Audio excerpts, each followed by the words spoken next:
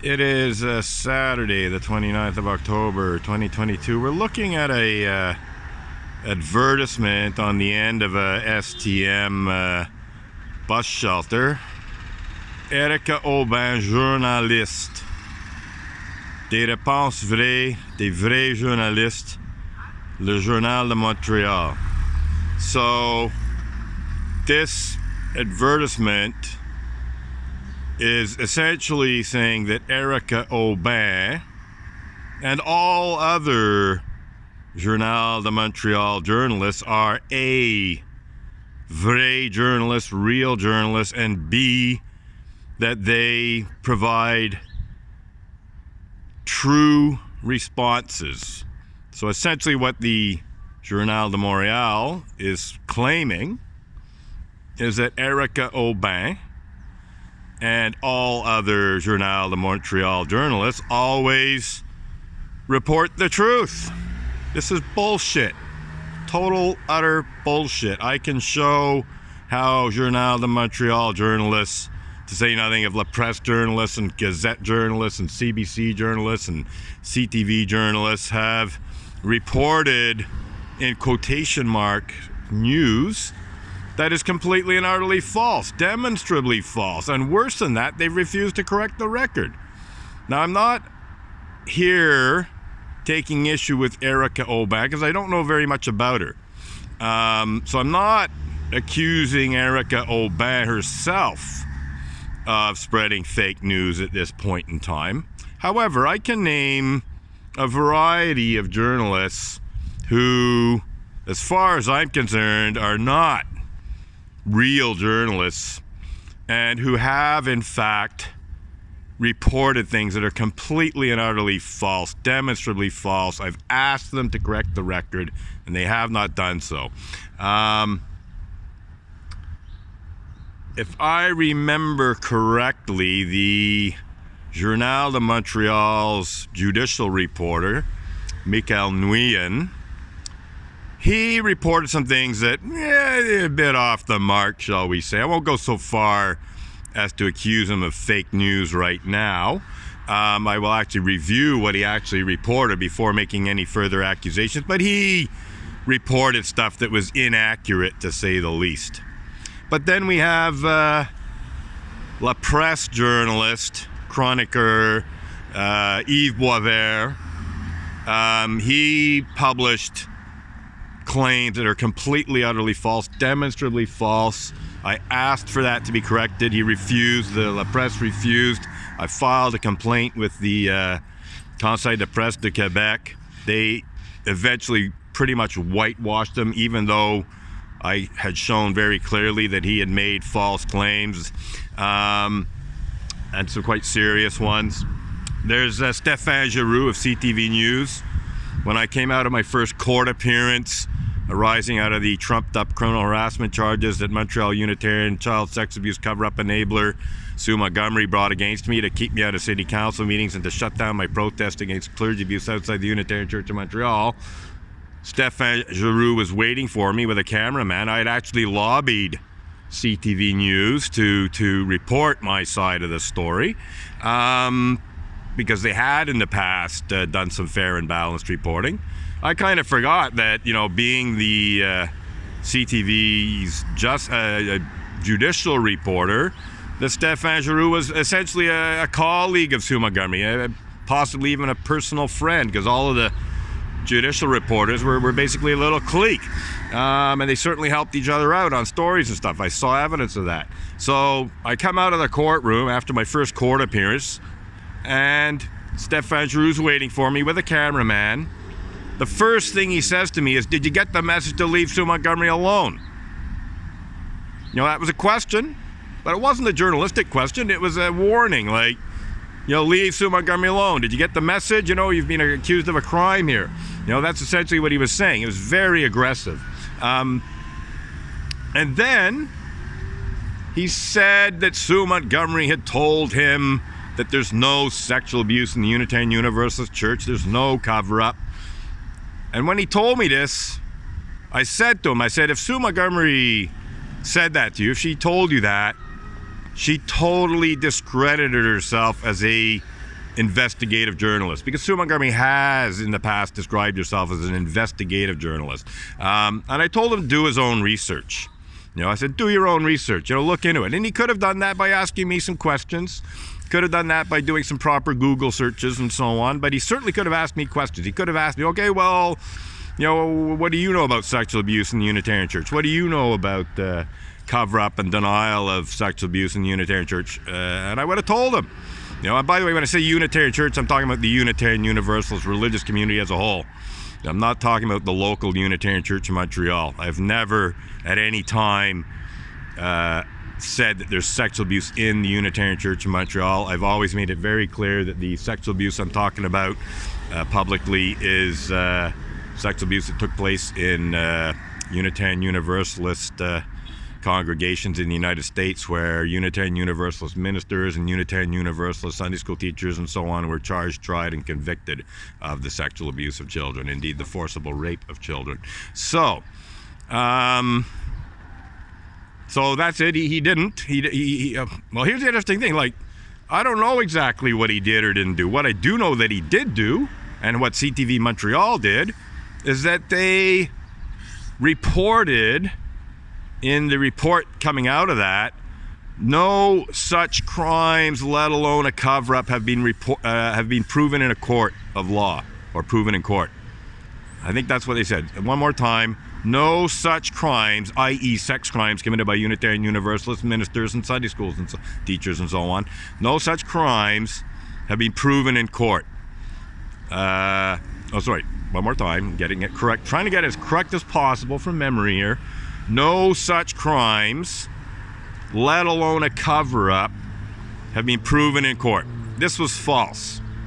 The cover-up engaged in the cover-up efforts of the Unitarian Universalist Association may not have been proven in court, but these crimes, sex crimes committed by Unitarian Universalist ministers and Unitarian Universalist Sunday school teachers and so on, those definitely were proven in court.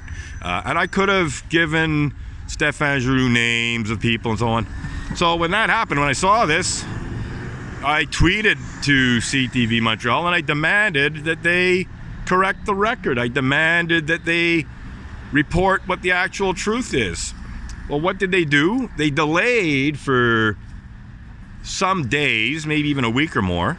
And I should say that I only found out about that about 3 days after the report was put out. I saw the report about 3 days later. So it had already been spreading false information for 3 days. And then I contacted CTV and said, no, you got to correct this, What did they do? They deleted that sentence from the webpage. They removed that sentence without any acknowledgement of any error, without reporting the actual truth, that Unitarian Universalist ministers and Unitarian Universalist Sunday school teachers, etc., had been charged, tried, and convicted of the rape of children. So they did not properly correct the record. And when I said this isn't good enough, you have to properly correct the record. You have to report what the actual truth is. You know what they did? They deleted the whole webpage. They memory hold the whole webpage. That's CTV News Montreal. That's Bell Media. That's disgusting. Disgusting. Yeah, it really is disgusting. And that's what they did. And they've never at any time since corrected the record. So that's Bell Media, that's CTV News Montreal, that's Stéphane Giroux, that's Jed Kahane, or Kahane, or however you pronounce his name. That's whoever else was responsible for that. It wasn't just those two alone. There would have been copy editors and this and that. They're all in it together. So they all lied. Got a Montreal Unitarian walking by, or maybe an ex-Montreal Unitarian walking by here, because I haven't seen him in a while. And he sort of smiled and nodded at me, so maybe he figured things out. Maybe he finally figured out the truth. In any case, yeah, he's going into the library, so maybe I'll see him in the library. He likes to wear a kilt. I'm not going to further embarrass him. I could have confronted him. I could have immediately confronted him, but we'll let that one go for the time being. Maybe he's come around like he should have. Maybe he engaged in a free and responsible search for truth and meaning. This is the thing I haven't mentioned yet. The Unitarian Universalist religious community has 7 principles. These are supposed to be guiding principles for Unitarian Universalists. And the 4th principle of Unitarian Universalism calls upon Unitarian Universalists to engage in a free and responsible search for truth and meaning. So they're supposed to freely, but also responsibly look into what the truth is. Try to determine what the actual truth is about anything. You know, have they done that? Has he done that in terms of Unitarian Universalist clergy abuse? We shall see. But certainly a whole lot of other Unitarian Universalists, including Montreal Unitarian child sex abuse cover-up enabler Sue Montgomery. He's coming back. He dropped off. I might actually have a little word with him. We'll see what happens. I think as he comes by, we will politely ask him if he engaged in a free and responsible search for truth and meaning. I want to ask you, have you engaged in a free and responsible search for the truth and meaning about my allegations about sexual abuse in the Unitarian Universalist Church and the cover-up and denial of sexual abuse in the Unitarian Church? I guess not. So that's basically proves my point. Willful ignorance, psychological denial, a Montreal Unitarian, or perhaps a former Montreal Unitarian, because I have not seen him. That doesn't mean he's not still a Montreal Unitarian, though, because he could be participating in Zoom sessions, but I haven't seen him come into the Unitarian Church of Montreal since I resumed my protest. But I don't know what his name is off the top of my head, but I do know that he has repeatedly ignored all of my protests outside the Unitarian Church of Montreal.